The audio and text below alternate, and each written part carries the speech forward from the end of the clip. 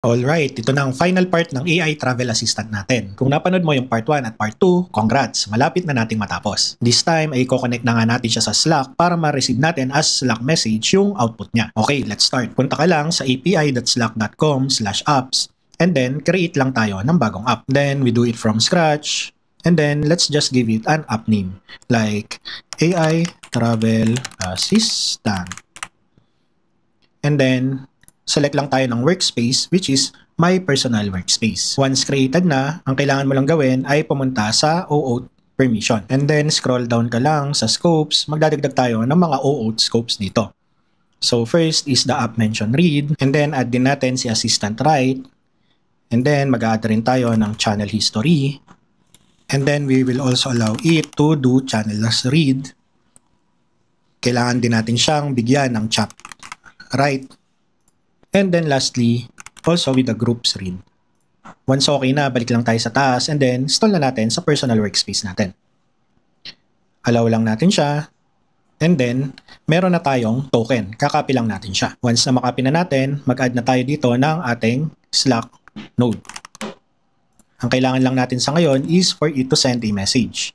And then, gawa lang tayo ng bagong credential, Slack, pangalanan lang natin, Slack AI Travel Assistant. And then from there, i-add lang natin token natin and then click save. After that, ang kailangan lang natin sa resource ay message and then kung kanino i-send. Gawa lang tayo ng panibagong channel. And then, paano ba natin idadagdag dito yung travel assistant natin?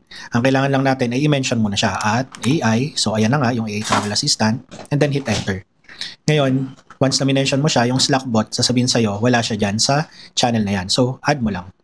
When you add them, ayan, naka-add na si Travel Assistant natin. Once na okay na, balik na tayo sa N8N and then punta tayo sa channel, hanapin natin yung channel na ginawa natin, which is the Test Travel Assistant. And then, simple message lang. All you need to do is drag this output to that simple message.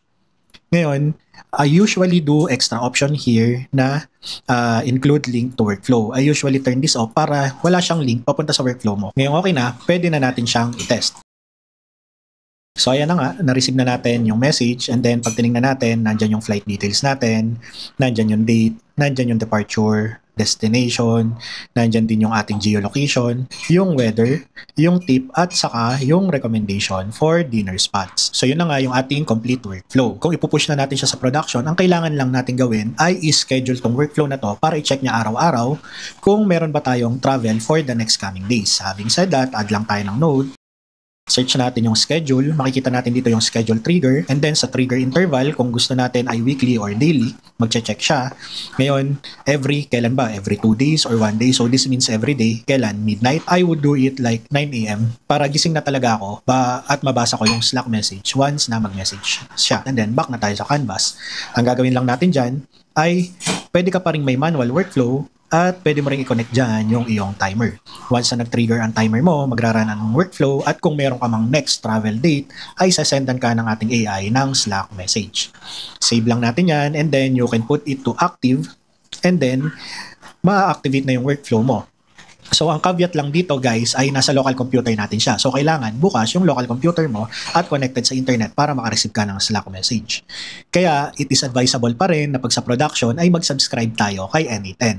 If you want to help me and this channel, meron akong affiliate link below sa N8N na pwede kayong mag-register to have the monthly subscription. Yan, kompleto na nga ang ating AI Travel Assistant series. Kung gusto nyo pa ng mga ganitong automation, follow lang kayo sa akin, comment, and like this video. Di ko man kayo kilala lahat, pero sabay-sabay tayong matututo. At mga lakwatseros, tandaan, less manual work, more lakwatsa.